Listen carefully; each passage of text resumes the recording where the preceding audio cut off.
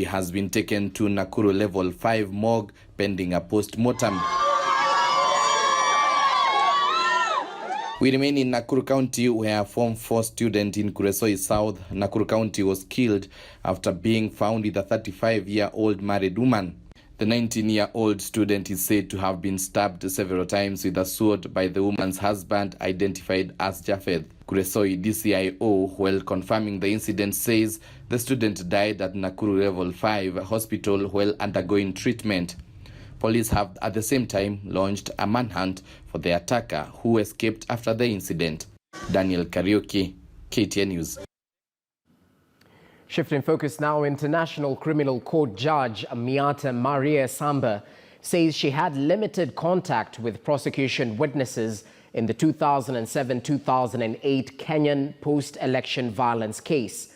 The judge says she only played the role of maintaining contact between witnesses and investigators. Her response follows a request by Kenyan lawyer Paul Gisheru for information on her prior employment by the ICC between 2006 and 2010. Judge Samba is set to hear the case against Gisheru, who is facing charges of corruption influencing ICC prosecution witnesses.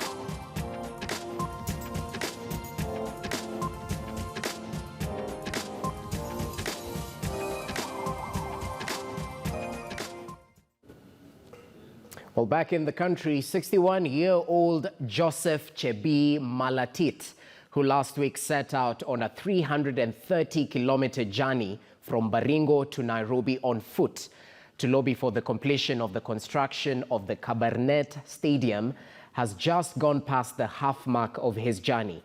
Malatit, a former chief, arrived in Nakuru just yesterday and vowed to continue with the journey to Nairobi, where he intends to meet President Uhuru Kenyatta. Recently, he met Rift Valley Regional Commissioner George Natembeya, as well as visiting the Standard Group's Nakuru Bureau office. Ibrahim Karanja with the story.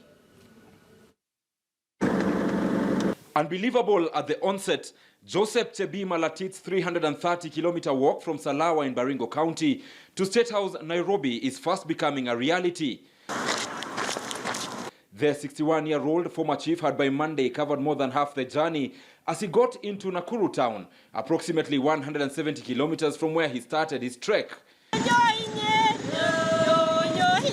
Here, his relatives received him warmly, urging him on in the best way they could.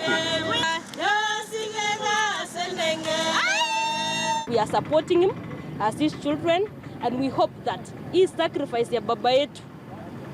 He sacrificed ya baba yetu because inafika jioni anasema hata miguu inamuuma, but still is determined to finish the race. We hope and we believe the government will hear his cries, because sometimes I know it takes the heart, it takes the sacrifice of some few people to bring changes in the world.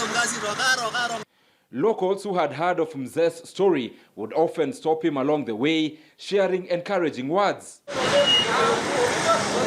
I've read his story and what he's championed. This is a very noble cause. Unaambiaje mzee? Mzee bwana, unajua we come from, tunatoka kaunti moja na kweli hiyo stadium vile inakaa si mzuri sana. Sasa unaona afanye hivyo, endelee smart, tutamtakia mema. Mzee Malatit, who embarked on the 330-kilometer journey to Nairobi, wants the government to complete Kabarnet Stadium, which has stalled since 2016. The Mzee was lucky to meet Rift Valley coordinator George Natembeya. Na hajajiunga na wale wengine ambao wanalia tu. Ameamua kwamba anaweza kutembea, create interest kwa hiyo stadium na apate wafadhili wa kujenga hiyo stadium. Kwa hivyo tunamshukuru, tunamwombea radhi, aende safari njema. He also passed by the Standard Group's Nakuru Bureau office and met the bureau chief Alex Chepkoit. Kama Standard Media Group tutaendelea kufuatilia hii taarifa na kumake sure kuwa hii kazi yenye unafuatilia inafika mahali inatakikana. His is the height of commitment and sacrifice. He is not sure when his long trek will end, but he soldiers on. Ibrahim Karanja, KTN News. Well, talk of sacrifice for a greater cause. We surely hope he gets what he's set out to achieve. But on a light note, Natembeya met the walking chief. Akitembea. Anyway, let's shift focus right now. A day after KTN News exclusively highlighted the story of a 14-year-old Winnie Jebiwot Kemboi, a 2020 Kenya Certificate of Primary Education student who attempted to commit suicide after her parents failed to raise school fees. Well-wishers have come in handy to secure her future. The girl has now reported to school, ending her misery thanks to Elgeyo Marakwet Senator Kipchumba Murkomen. Elvis Kosgei has been following this story and now reports. Day school. Karo ikapotea. Sina uwezo, nimesomesha watoto wengine mpaka sina chochote na achapata kazi. Sasa mwenye anaye uwezo anisaidie. When KTN News met Winnie Jebiwot at her home in Elgeyo Marakwet County, she was still recovering after ingesting 20 milliliters of a poisonous agrochemical. It is a memory that brings Jebiwot close to tears. But today her misery is over. Her wishes to join fellow students in Form 1 were granted.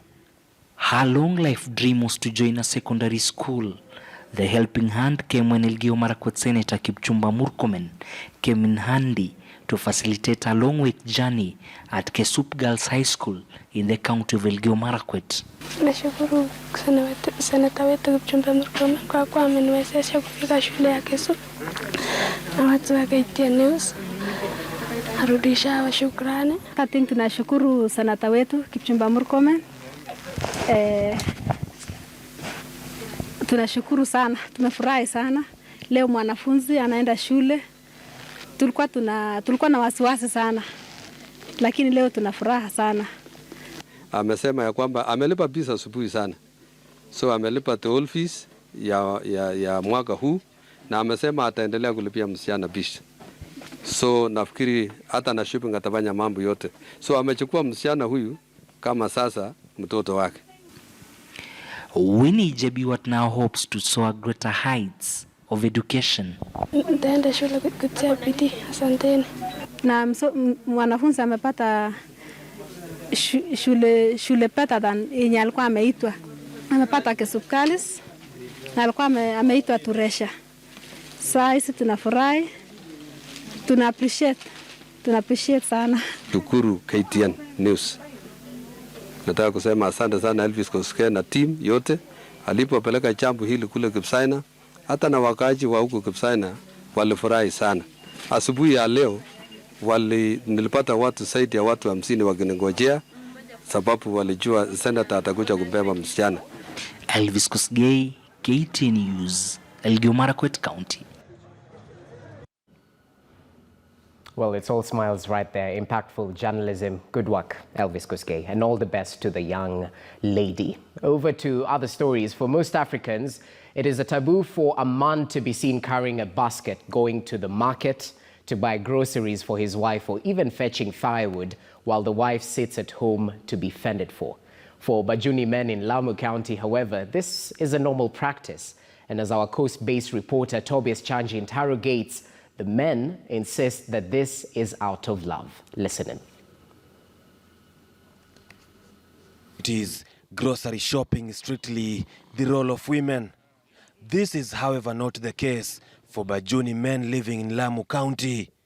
Here men have embraced the culture and is common practice for them carrying shopping baskets to the market. Kidini yetu ya Kiislamu na kiculture yetu, wenda wafaa kwenda sokoni ni wanaume. Waweza kufanya, mwenye uwezo wa kwenda leo anaenda kila siku leo sokoni. Mwenye uwezo wa wiki anachukua ration yake ya wiki, ziteweo za wiki anaweka nyumbani, na wengine wanachukua ya mwezi. Inategemea nguvu zako. The men say the women usually stay indoors to be fended for like queens.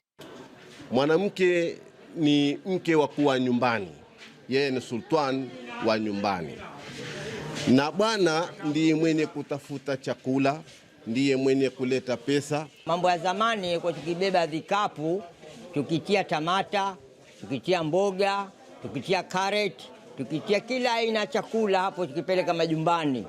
A stroll through the narrow streets in the market reveals old and young men rushing to and from the market with baskets hanging on their hands or shoulders. Na kiculture yetu ni hivyo hivyo. Akionekana, mbona mke wako mmemwona sokoni? Sasa mimi nikija namwambia umekwenda kufanya nini sokoni? Labda mathalan kama matokeo niko safari hakuna mtu, ndo hukubali mke wako aende sokoni. Pia akienda sokoni amejifunga vizuri, amevaa vizuri, buibui, amevaa ninja mfano.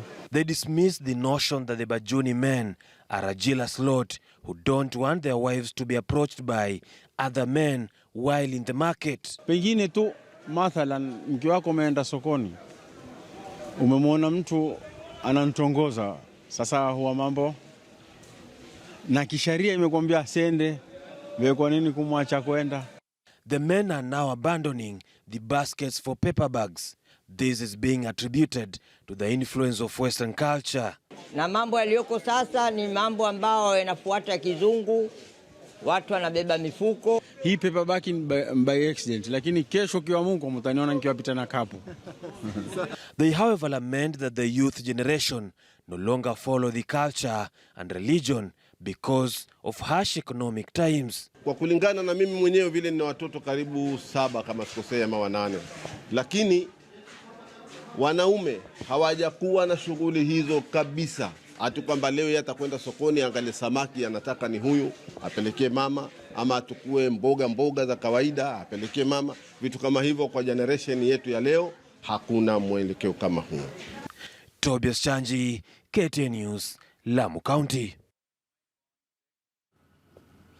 Okay, over to health matters now. Access to vaccines still pose the greatest challenge to the recovery of African economies. Now, according to regional trade experts, the situation is further aggregated by the low volumes of trade within the continent that have left it dependent on more developed nations. Noah Kipkemboi with this report. Has the lowest internal trade volumes despite having over 18 economic blocs. We started having inward-looking policies and therefore started hindering the growth of trade, and that's why, like you have said, Netherlands, UK, Pakistan, and Americas seem to have come in to take on the place that Uganda had occupied for a very, very long time, just because of things that we call the non-tariff barriers, which are rested within domestic economy. The COVID-19 pandemic was a huge blow to African economies, a situation that is bound to get worse as the continent still lags behind in its attempt to vaccinate its population. The vaccines in themselves are being manufactured. That's, I guess, the beginning of the conversation outside of Africa. We need to also begin to manufacture vaccines. But back to the distribution of Johnson & Johnson vaccines, we begin to see the distribution of those vaccines. Kenya is at the forefront of also ordering its own. I know it has placed an order of about 13 million vaccines. The continent has pegged its hopes on the Africa Continental Free Trade Agreement, which will open up a 2 billion people market with a $3 trillion GDP. The CFTA gives us a chance to begin looking inwards and therefore building resilience in our international value chains and also in critical products, particularly intermediate inputs and the medical commodities. Aspects of these are said to be elaborated at the Intra-African Trade Fair set for November in Durban, South Africa, with 55 countries set to participate and potentially pave way for the signing of over $40 billion in trade and investment deals. Noah Kipkemboy, KTN News. Well, let's take a short break. We'll be back with more stories for you. Stay with us.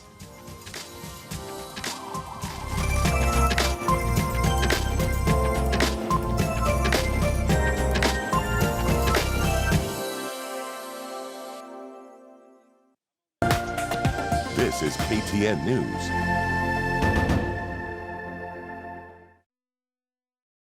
Credo, and there's absolutely no way anything in Angiana.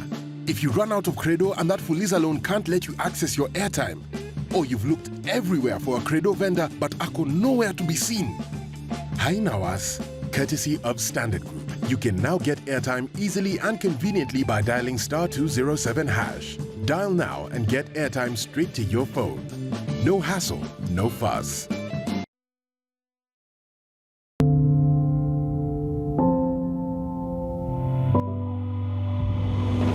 In the Sustainable Development Goals, we are saying we should leave no one behind and start with the farthest first. Innovation is a key part of the recovery process. We set up the first assistive tech accelerator in Africa to support innovators who are building technology to support persons living with disability. Anybody who is interested in trying a person with disability in employment, contact us. We work like thrice as hard. We have to remember that there's 15% of the population that's being left out if your products and services are not accessible. For 1 month, every Wednesday at 8:30 p.m., join the conversation on KTN News and Standard Group platforms.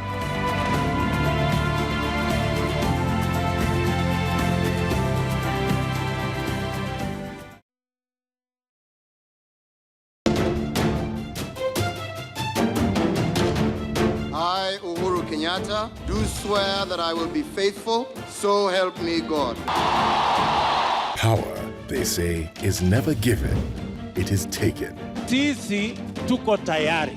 Subiri bwana, mambo bado. The countdown to the August 9th, 2022 general election is officially on.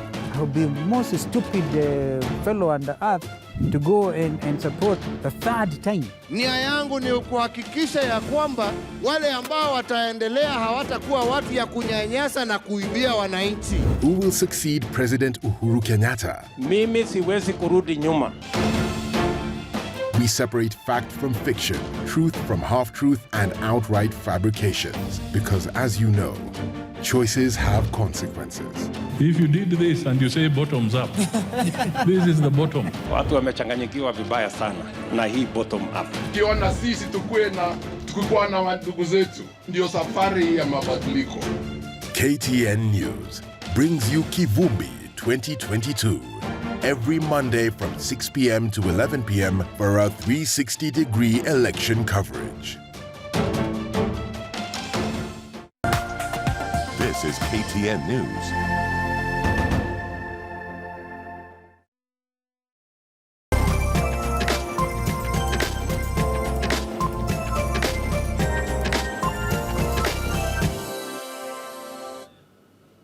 Welcome back. You're watching Morning Express. Thanks for staying with us. It being a Wednesday, we take a look at the latest health matters.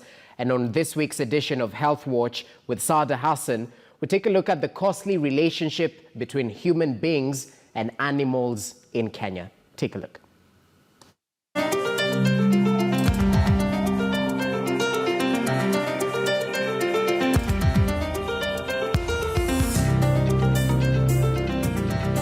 People and animals have always had a unique relationship. However, increased interaction and encroachment of animals' habitat has resulted into emerging and re-emerging infectious diseases, which has turned out to be costly to human lives. On Health Watch, we take a look at the costly relationship. My name is Sada Hassan.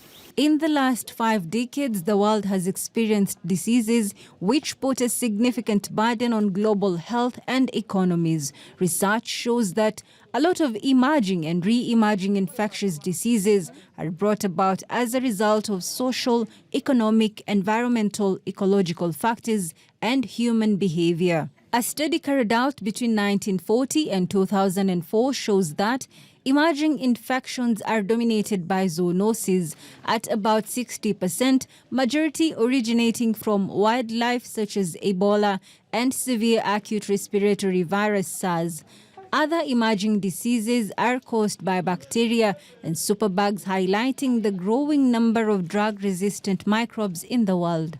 Professor Matilu Mwau, a deputy director at the Kenya Medical Research Institute, KEMFRI, and an infectious disease expert, says that humans have encroached wildlife habitats over the years, and this is turning out to be catastrophic. When you are interacting with the forest, you interact with the animals in the forest. You interact with insects and also animals like bats. Even I'm sure mongooses are in the forest, like there is mongooses, yeah? Yes. Monkeys carry viruses. So snakes, even, you know there are viruses that affect snakes. I didn't know that. By the way, do you even know there are ticks that eat snakes, ticks that feed on snake blood? Huh? Forest is a very bad thing. What humans have done is that some of them are going to the forest like to catch firewood or to do cropping, a certain kind of farming, or they are going to look for fruits and vegetables, or they are going to hunt for animals in the forest, or there are many reasons why. Even there might even be tourists who are going like to Mount Elgon forest. You see, and even in the forest there are caves. Those are the places where viruses are found. According to the World Health Organization and the World Bank, infectious diseases account for 29 out of 96 causes of human morbidity and mortality and 25% of global deaths. Earlier on, most of the zoonotic causes appeared to originate from Europe and the United States. However, more recently, Asia, Africa and South America seem to be the new hotspots. The animals are now coming out of their natural habitats and coming to our chambers, like monkeys, because we have encroached on forest land or bushland. Yeah? So then in some places, so we didn't have diagnostics before. Today we know what it is that has killed you. Long ago, you might not have known why you have died, you see.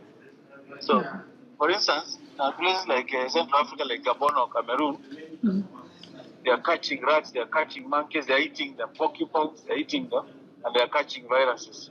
You understand? Yes. So, they were still doing that Tambo, but we didn't know why they were dying. See? And sometimes a number of them would die very quickly, then the story ends. Because some of the viruses, like Ebola, they kill very quickly and then the story ends. Yeah? Because they kill so quickly, you can't go far. Only your village will be wiped out and nobody will have gotten a chance to travel to another village before you're all finished. And then the story ends there. But these days you can catch Ebola today, then you take an aeroplane. You understand? Like some guys took chikungunya to actually they didn't even take. Mosquitoes somehow were blown by the wind and they went to Italy, to southern Europe, okay? Then those guys found that now they have caught chikungunya for the first time. One analysis from International Food Policy Research Institute shows that increased population has a direct impact towards such emerging trends of infectious diseases. With increased populations, there is increased demand for milk, meat, and the densities of humans and domestic animals also increases. Some of the recent epidemic zoonoses observed include HIV and AIDS, Ebola, Nipah, severe acute respiratory syndrome SARS, Middle East respiratory syndrome MERS, COVID-19, avian flu, and swine flu. Guinea has confirmed a case of Marburg virus disease in Gekedu, in a locality called Kundu. The significance of this case is important because it's the first case of Marburg virus disease diagnosed in West Africa. And also the area is close to the borders of Sierra Leone and Liberia. So cross-border implications are very serious. Recently, West African region has been on the spot once again. The Ministry of Health of Guinea informed WHO of a case of Marburg virus disease in the country's southwest in a man who died 8 days after onset of symptoms. This is the first known case of Marburg in West Africa. WHO and our partners are supporting Guinea's Ministry of Health to investigate the source of the outbreak, trace contacts, and inform the local community about how to protect themselves. About 150 contacts have been identified and are being followed up, including 3 family members and a health worker who have been identified as high-risk close contacts. Marburg is a very different virus to the one that caused COVID-19, but many of the elements of the response are the same: isolating and caring for those infected, tracing and quarantining their contacts, and engaging local communities in the response. In order for an emerging disease to be established, at least 2 events must occur. An infectious agent ought to be introduced into a vulnerable population, and it should have the ability to spread from person to person, causing disease. In addition, the infection has to be able to sustain itself within the population, causing more people to be infected. Kenya has had its own fair share of outbreaks and epidemics. Since 1980, only 3 cases of Marburg virus have been recorded in the country. 2 in 1980, where 1 person died, and another in 1987, where the patient died. Both patients who succumbed are said to have a history of visiting Kitum Cave in Mount Elgon Park. There is no licensed vaccine for Marburg, although there are vaccines under development. And WHO is working with our partners to seek opportunities to assess them during this outbreak through the R&D blueprint for epidemics. Other emerging diseases like chikungunya, Zika virus, and dengue have also been recorded in the country. Situation report from the International Federation of Red Cross and Red Crescent Societies released in May this year shows that the County Department of Mombasa reported 24 cases of dengue virus in early March, while another 305 cases turned positive in April in the county. Lamu County has also been affected, with a total of 224 cases being reported, where 59 were children under 5 years of age. A total of 553 cases have been reported in 4 months between January, February, March and April, with a peak of cases being reported in April. No deaths were reported from the 2 counties. So what happened with global warming is that some places like Europe, which are cold, became a bit warmer, and the mosquitoes started getting happy being there. Okay? The happiness index of mosquitoes improved when they went to Europe. So they became many, like in Southern Europe. And then they started now giving people diseases because they carry them. Every time you are bitten by a mosquito, you can catch some, you carry viruses. Yeah? So number 1 is interaction with the habitat. Like forest. Number 2 is dealing with the wild animals, game meat, bush meat, etc. Number 3 is global warming.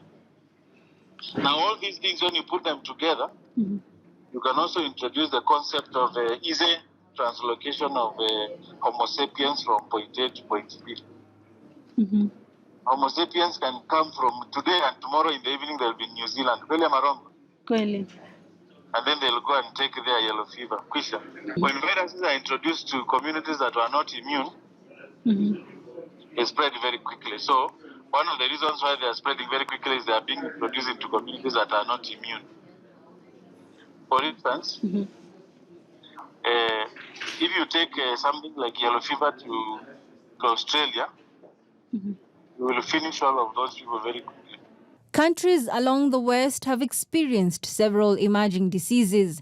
The UN estimates that at least 5 million tons of bushmeat are hunted in the Congo Basin each year. This includes apes, monkeys, rats, bats, and other potential disease carriers. The bushmeat is not only consumed in host countries, the meat is transported to Asia and Latin America. In cities, wild meat is a luxury and it is highly prized, often bought as a way to connect with ancestral traditions or to flaunt wealth. The outbreaks of viral hemorrhagic fevers, Marburg and Ebola, at a time when COVID-19 cases are rising in a number of West African countries, highlights the multitude of challenges countries are facing in parallel to the pandemic. It also points to the critical importance of sustained investment in preparedness and the resilience of national health systems. The case of Marburg reported in Guinea is the first such case to be reported in West Africa. As WHO, we've assessed the risk of spread as high at that national level and across the African region, considering the porous borders and fragile health systems in the countries. However, funding and resources to conduct proper research remains low for the emerging diseases. These infectious agents are neglected diseases. People did not invest a lot in their treatment because they were not found in places where people can invest, where people have the resources to invest. But now, people are paying much more attention to these infections because they have begun to hit places where people have the resources to invest in them, okay? Like Europe, like America.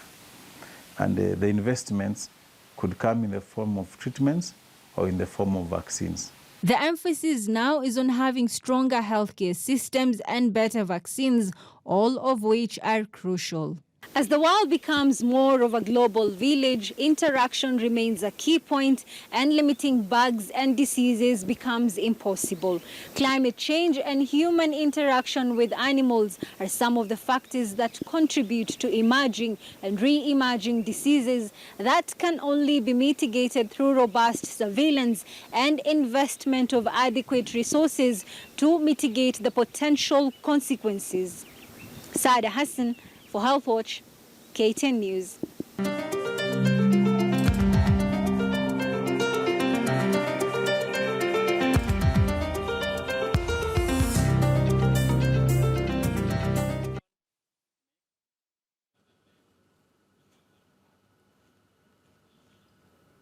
Well, an informative session right there with Saada Hassan. Now you know, allow us to take a short break. We'll be back as we finalize today's edition of Morning Express. Stay with us.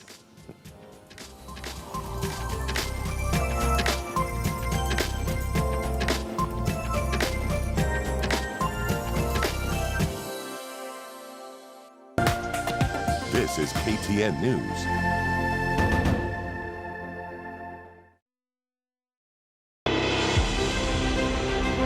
Tunajifunga kibwebwe mtazamaji, kukuletea uketo wa matukio na matokeo mijini, vijijini na hata vitongojini. Tunapambanua kati ya pamba na pumba, almuradi kukupasha, kukuelimisha na kukuliwaza. Tunaipa nafasi pevu sauti ya mwananchi, bila kuwasahau wanahabari wenza katika kila pembe ya taifa. Kwa habari punde zinapochipuka katika kaunti za Nyanza, ni Mwege William kutoka gatuzi nambari 14 Embu. Ziwe ni taarifa za siasa, kilimo, spoti au hata biashara, kutoka shina la Mlima Kenya na dira zake 4. Ni kwenye taarifa za leo mashinani. Tunakupa habari za kututurisha kila siku ya wiki kuanzia saa 5 asubuhi hadi saa 7 adhuhuri.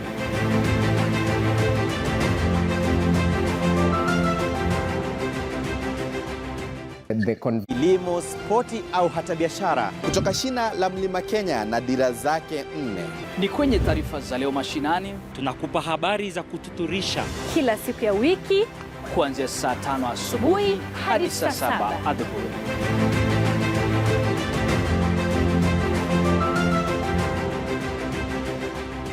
Other days where hiring should be about hitting that brick wall.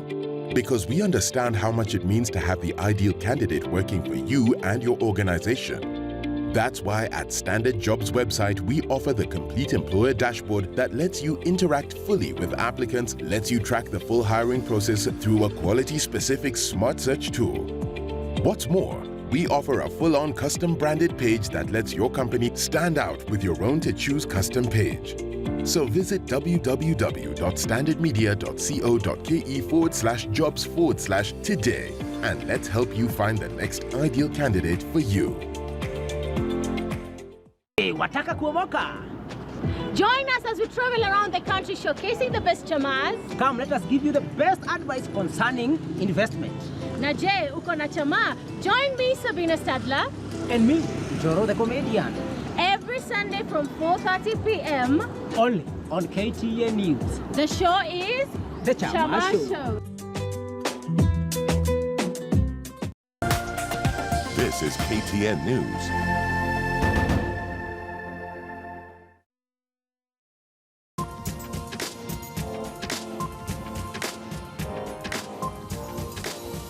Well, welcome back and thank you for staying with Morning Express. Right before the break, we had that health watch just setting the stage for the next conversation, still centered on your health. And this time around, we want to take a look at the reproductive health bill. It was definitely a new advent when the bill was sponsored by Sabina Shege, who's the chair of the health committee.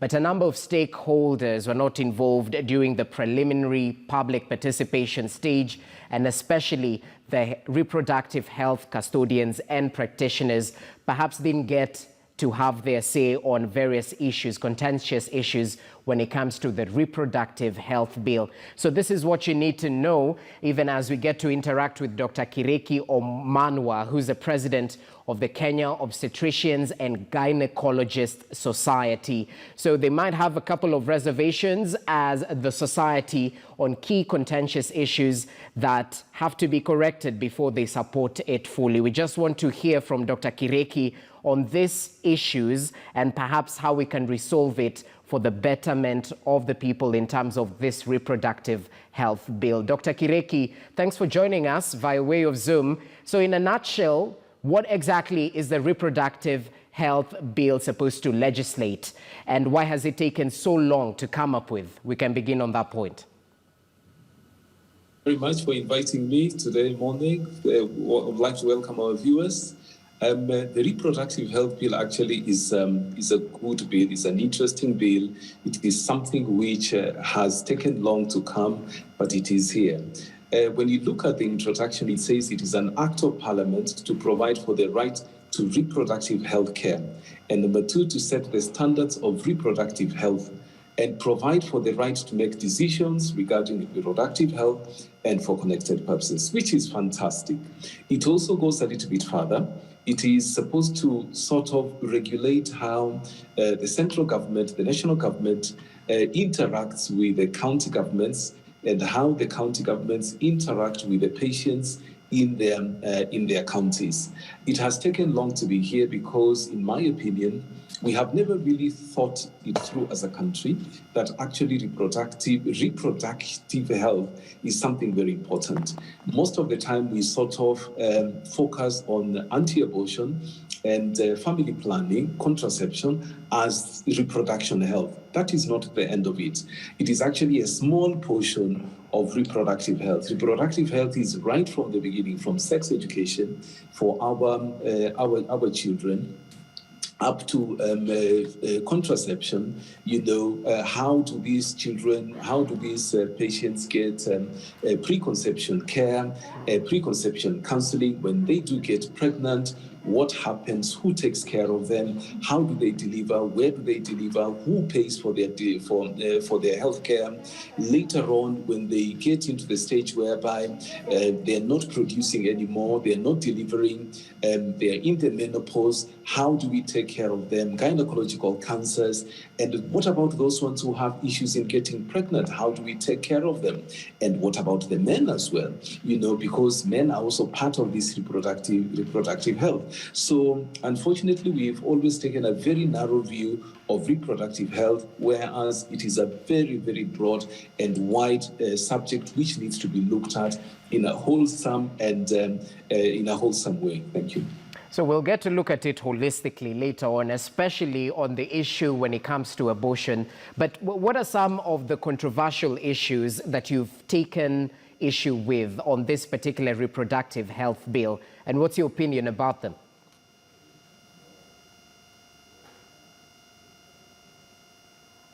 Issues that have, sorry about that, the issues that have that are controversial are, for example, the abortion bill. When we talk about abortion, it's a very emotional topic, number one, and unfortunately, we as practitioners see a lot of patients who have had who have procured illegal abortions. And some of them have come with very, very serious complications affecting their immediate sexual reproductive health and further their whole well-being. And some of them actually died. Just to take you back a little bit, the statistics say that there are about 450,000 illegally procured abortions in this country. This is a big problem which we need to look at. We need to look at it very, very soberly and see where the problems are, and we know where the problems are. How do we look at these problems? How do we involve everybody who is a stakeholder? How do we help to solve this problem? Because we are losing a lot of women, and it's not only young women, but also married women who actually procure these illegal abortions. That is one.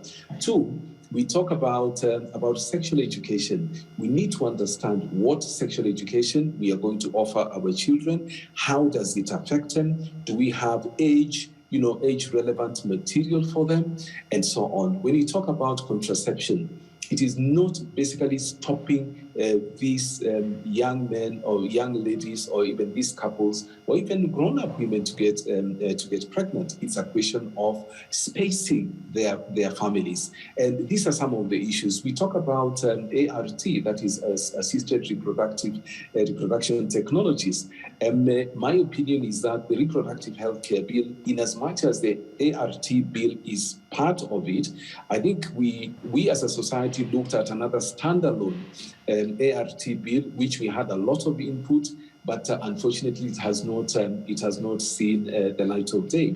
Then we also talk about adolescent health care. We know that teenage pregnancies have increased hugely. We also need to look at this. In the reproductive health care bill, it is only touched upon, very, very lightly. We need to have a little bit more meat on this bill, and let it not just be meat, but juicy meat as well. Thank you. Okay, so a lot needs to be looked at from where you sit in terms of this reproductive health bill. But let's talk about some contentious issues in our society that may be encompassed in the bill. When we talk about family planning, I know you brought up the issue of teenage pregnancies as well.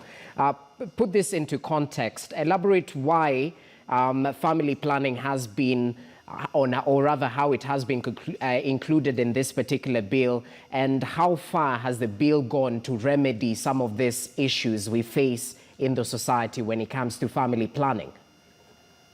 Thank you very much. Just to put it into context, last 2-3 weeks ago, I had the opportunity of talking to Her Excellency, the wife of the governor of Narok. And the picture, she's very, very active, locally, trying to educate the population under her care with His Excellency the Governor, Samuel Tunai. And some of the issues that she raised were actually, disheartening. For example, she said, look, in our culture, in the Maasai culture, young girls, as soon as they are circumcised, again, that is another issue which we need to look at. They are ready. Once they start having periods, then they are ready to be married. And they do because of cultural practices which have been there from time immemorial. Once they start having periods, they're ready to be offered into marriage, and they do get married. They get married very early. Now, once they get married very early, they start producing babies very early. You end up having maybe 10 children, 12 children, or whatever number it is. Remember, this is a young girl who did not finish education, or maybe she had just a primary school education. So the children that she bears will unfortunately most probably end up in the same quagmire. Now, we do know that education, especially to the girl child, is very, very important. It does empower her, and later on, the children she has born. So when we come and start talking about family planning and say, look, the approach we are going to take is we want you to stop having children, then obviously there's going to be a revolt. You say, why do you want us to stop having children? And we do know that children are wealth, quote unquote, and they are wealth in a way. So what we are saying is, let us go into the societies where some of these practices are actually harmful and detrimental to the couples who are involved, and to the society and to the country at large. And let us look at it with fresh eyes and say, look, it is not a question of you stopping to have these children. It's a question of you spacing them. So we repackage that message and say, if you are going to space these children, number one, you are going to be healthier as a mother, because remember, when a woman is pregnant, all the nutrients are actually sucked from her, quote unquote, by the baby. And then it takes some time, about 2 years, 3 years, for her to really get to herself again before she starts getting pregnant again. All right. So when she has these babies, 1.5 years or even less, within a very short interval, first of all, she's not healthy herself. The children that she bears will not be very healthy. There's an issue of malnourishment. There's the economic factor, because the more you have, the more children you have, the more demands that there are. And you find that most of these women actually, because they have no proper education, they cannot fend for themselves, so they cannot fend for their children. So it becomes, unfortunately, a vicious cycle, which is very, very difficult to break. So we need to have this conversation. We need to go in not only as experts, as obstetricians and gynecologists, but we also need to go in with sociologists, with anthropologists, with economists, so that we have sort of a holistic approach. Instead of a helicopter sort of approach, you need to stop having many babies so that your life will be better, without actually realizing or even addressing the cultural issues, which actually are very, very important. Okay, a multi-pronged approach might be necessary, especially when tradition and science are supposed to go hand in hand. Just briefly, Dr. Ari, let's talk about adolescent reproductive health. And during COVID-19 pandemic, we've seen an upsurge, or the media has definitely highlighted some of the issues when it comes to teen pregnancies.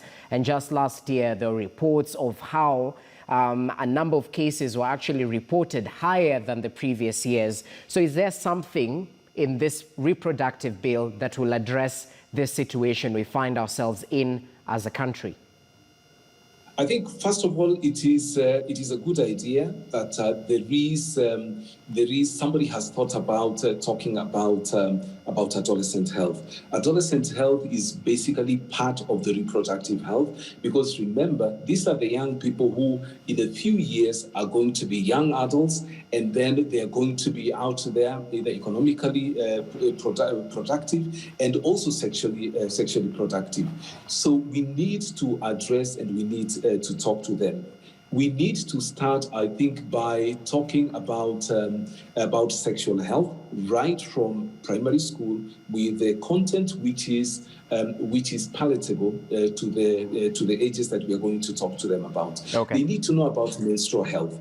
Now, in the bill, it's written very well, but I think there are gaps there as well. It's like giving with one hand and taking from another, because as it talks about adolescent health, it says, look, the government will provide a framework where these young people will be educated. They will have these services. They will also be taught about sexual hygiene, about how to access, family planning, etc., which is fantastic. About protection against sexually transmitted diseases, and so on and so forth. All right. And then it goes further on to say, look, when you access some of these services, then you will also need parental consent, which on the surface it looks okay, but remember, this is a very sensitive age. Some of them will actually not want to know, will not want their parents to know whether they're accessing any of this information, privately.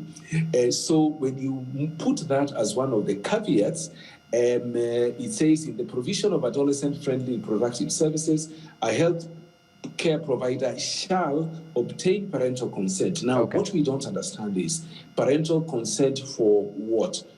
For providing this information, for teaching these children about sexually transmitted diseases, about substance and drug abuse, and so on. So it is a bit confusing.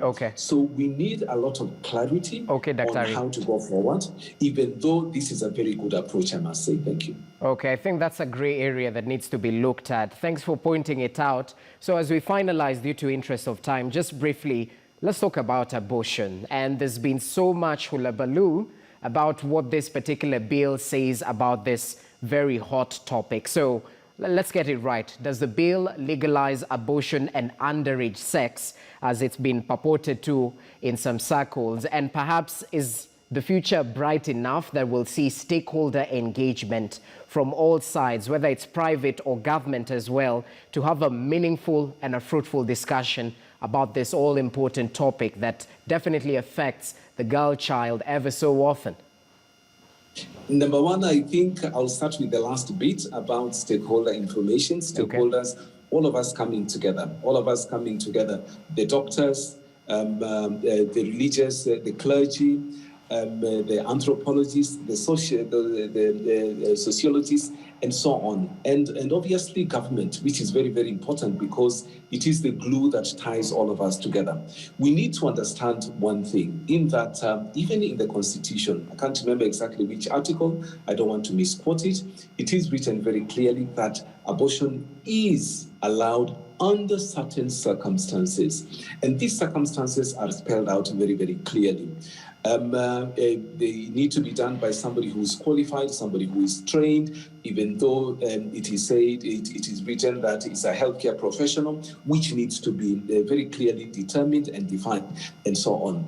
I don't think this healthcare bill actually legalizes abortion. I think it is part of our constitution, and the only thing is that there's some clauses there which I think will need a lot of consideration and a lot of brainstorming and a lot of discussions. Say, for example, somebody who has mental issues with mental illness. And it says that where the person with mental illness is unable to give consent due to the nature of the illness, a supporter duly appointed by that person. So how does this person who, number one, has a mental illness, appoint somebody to act on his or her behalf? And if the following persons, where the person has his illness has not appointed a supporter, the spouse of the person, or in the absence of the spouse, parents of the person, and so on, the next of kin will appoint a person. A lot of gray areas. We have, number one, to take a step back. And do it with the coolness of a surgeon, with a very cold eye, and look at, number one, the effects of illegal abortion in this country, how women are dying, how does that affect our economies, how does this affect our families, physically, socially, financially, psychologically, and so on and so forth. Let's put these things on a balance, and then now we can have a proper discussion without emotions, without our eyes being, sort of befuddled by other things. Let's look at this problem very, very seriously. Let's look at what other countries have done, whether they are very religious. For example, there are countries which are very, very Catholic, for example, Ireland, Portugal, Poland, and so on. Is there something we can borrow from there? What about the countries which are liberal? Because at the end of the day, the most important thing, the most important personality is that patient who goes to have an illegal abortion because of whether it is psychological, whether it's financial, whether it is social, being issues and so on and so forth. I must say here, number one, that I am not a pro-abortion. I have to put that very, very clearly. But we have to look at this problem. We need to look at this problem as a country very soberly. Without any emotions. Then we can actually come up with a conclusion, with a solution which is palatable for everybody. All right, Dr. Kireki, many thanks for your time as we got to highlight some contentious issues around that particular reproductive health bill. We surely hope a more multi-pronged approach will be imposed in order to get the best out of this particular bill going forward. Dr. Kireki Omanwa right there, who's the president of the Kenya Obstetricians and Gynecologists Society, just highlighting what he thinks needs to be done to perhaps tweak the reproductive health bill in a better way. And that's the best way to wrap things up right here on Morning Express. Many thanks for watching. Hope you're adequately informed. As always, the show is off, but we definitely continue informing you about the latest developments. Up next, News Center with George Maringa. Enjoy the rest of your viewing. Bye-bye for now.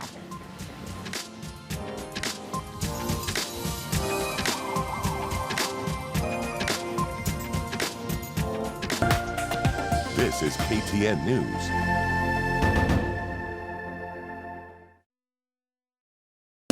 Kwenye chumba kimoja eneo la Kilimani, Nairobi, akina dada hao watatu wako kwenye mojawapo wa shughuli ambazo huweka tabasamu kwa nyuso za baadhi ya wasichana maeneo tofauti nchini wanapokuwa kwenye siku zao za hedhi. Hivi ni viatu kutoka kwa wahisani mbalimbali na ambavyo kwa sababu moja au nyingine wameacha kuvivaa. Yeyote anayetaka kiatu hapa anatoa angalau paketi 5 hivi za sodo. Mpango wa Heels for Pads wanaofanikisha kupitia mitandao ya kijamii. Sister Speaks ndio ilikuwa the founding company. Ni events company ya wanawake, na saa zile tulianza tulikuwa tunajaribu kusupport, kuempower wanawake wakuje wa learn, they educate themselves, wakienda uko nje waweze kutengeneza maisha yao poa. So tukiendelea hivyo tukaona sasa tunaweza saidia wasichana wale wengine aje, wale hawana pesa, wale hawawezi kuja kwa events yetu. Watatu hao walio na historia tofauti maishani wanasema kupitia mpango huu wamekuwa marafiki kwa hali na mali.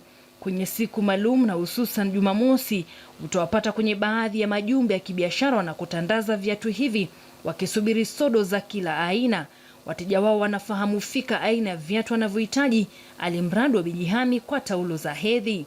Kuna pali pengine Nairobi kuna kwanga na markets zingine, tunaenda tuna set up hapo, ndio sasa tuna notify watu tuko na viatu, mnaweza kuja. Pesa ile mtu anatumia, tunatumia some of the percentages kununua pads pia. Kwa nini mkachagua kutumia heels ama viatu vya high heels kufanikisha mpango wenu na sio viatu vingine vyovyote? Tulikuwa tunataka kitu ita uplift women. So kama kuna msichana ako university sai, ako na interview kesho, but hana kiatu, ile poa itamsaidia a feel confident. Anaweza kuja kwetu, atupatie pads 5, akuwe na heel nzuri, aende kwa interview na hopefully apate hiyo kazi. Hata hivyo, kabla ya shughuli ya kukusanya pedi hizo, kina dada hawa wanasema uhakikisho wamewasiliana na vituo vinavyohitaji msaada wa sodo hizi. Last year tulikuwa Samburu na Marsabit, tulikuwa pia Baringo, partner na organization ingine na support watoto na cancer, wale wana suffer from cancer. So December tulifanya kitu ya Christmas. So kama ima tumechagua schools zingine tungependa kusupport kwa sasa watu wanarudi shule. Watu wako wanajua about us, then in a week's time tukaanza kukua trend. So every time una type Heels for Pads unaona watu wanajua like who we are and what we are doing. So saa zingine tunaendanga pale hakuna maji, so tunawapatianga zile pads za kudispose. So tuna paketi 3 tunawekanga hapa ndani. Alafu sabuni kwa saa zingine pale tuko pengine hawana uwezo wa kununua sabuni ya kuosha panty. Hizi ni zile pads za kutupa. Sababu ya mambo za COVID tunapatia pia mask. So kuna kitu tunaitanga reusable pads. So hata tukiongea na wasichana tuna demonstrate vile wataivaa na vile wataitumia. Saa zingine unaweza wapatia wasichana pads lakini hawana suruari. So kwa bag yetu pia tunapatia wasichana suruari.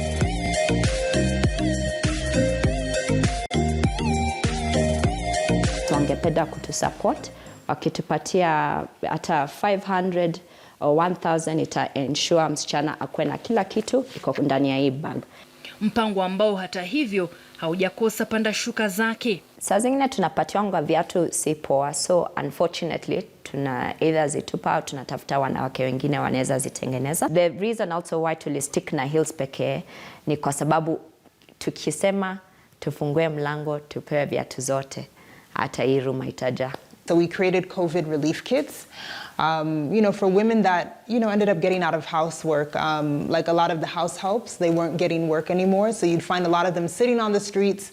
So we were able to put together a COVID relief packet. We were also able to partner with Kapu Africa, who gave us dry foods to also distribute as we distribute the menstrual products. Around May to around August of 2019, hapo ndo tulikuwa tunasikia, we are doing the right thing. Colleague wangu anapendanga kusema tunaweza kuwa the Scotland of Africa. Because Scotland sai is the only country right now where pads ni free for everyone.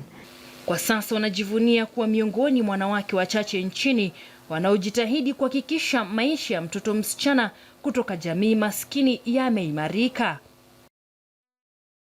With a lot of research going on in the